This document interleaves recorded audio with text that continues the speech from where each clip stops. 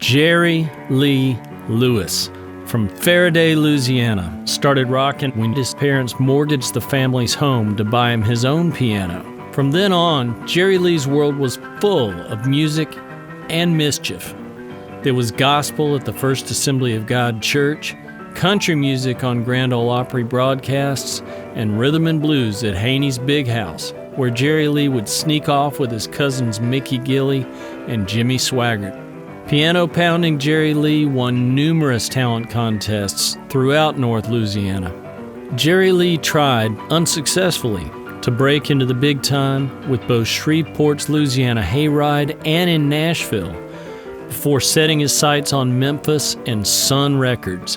Jerry Lee showed up at Sun demanding to see owner Sam Phillips, who was not in, but astute risk-taker and future Country Music Hall of Fame member Jack Clement was on duty. Well, at that time, I was the guy that would audition people when they came in.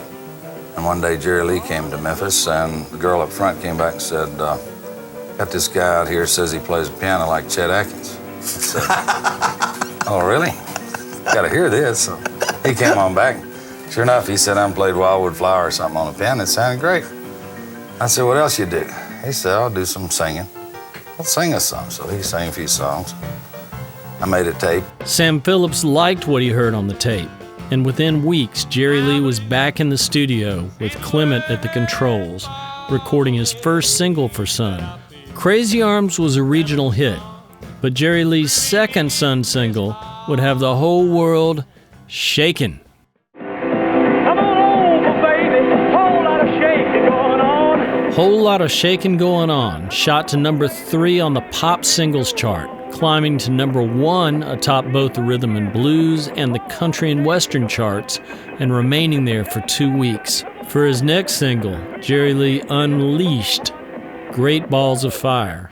You take my nerves and you rattle my brain. The song quickly rose to number 2 on the pop singles chart, number 3 on the R&B chart, and spent 2 weeks atop the country and western charts.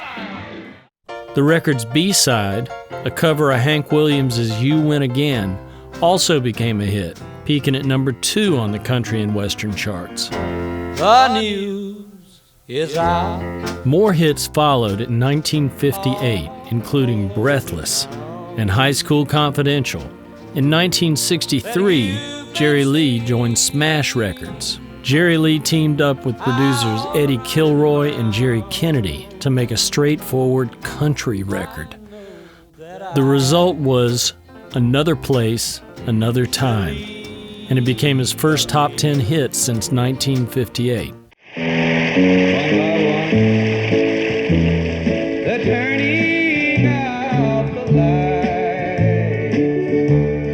Country fans and country radio embraced Jerry Lee's new direction. He appeared on the inaugural season of Hee Haw as the country hits kept coming, including Touching Home, Would You Take Another Chance on Me, Me and Bobby McGee, and Chantilly Lace. Chantilly Lace, pretty face. For Jerry Lee, the 1970s were filled with non-stop touring, parties, and devastating personal problems, including alcohol, drugs, divorce, and the deaths of family members. But these troubles seemed to make him work even harder. Well, he's out there somewhere. His final top 10, 39 and Holding, charted in 1981. By then, hits didn't matter because he had become an iconic entertainer. He has outlasted, outsang, out-hell-raised, and outperformed most of his contemporaries with stubborn determination and God-given talent. Up in the morning. Since the first time he performed publicly on a flatbed truck, through his recent gospel recordings, he has shown us all that he is the greatest show on earth. And now, the last man standing will be forever immortalized as a member of the Country Music Hall of Fame.